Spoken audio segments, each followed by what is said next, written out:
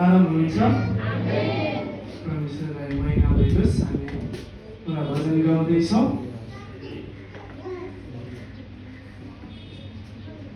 यो भजनले चाहिँ हिजोको दिनलाई दर्शाउँदछ, जुन दिन चाहिँ प्रभु यीशु ख्रीष्ट हाम्रो पापको निम्ति उहाँ चाहिँ क्रुसमा टाँगिनलाई जाँदै हुनुहुन्थ्यो।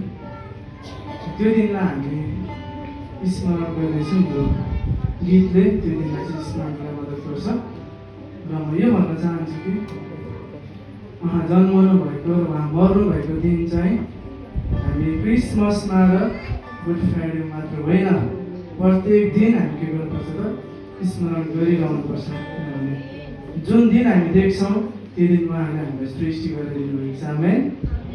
हुन्छ, परमेश्वरलाई महिमा भएकोस्। त्यो भजन हामीले सुनिराखेको सोध्ने आँखा छैन, कति करो त्यो क्रुस तपाईँले बोक्नुभयो।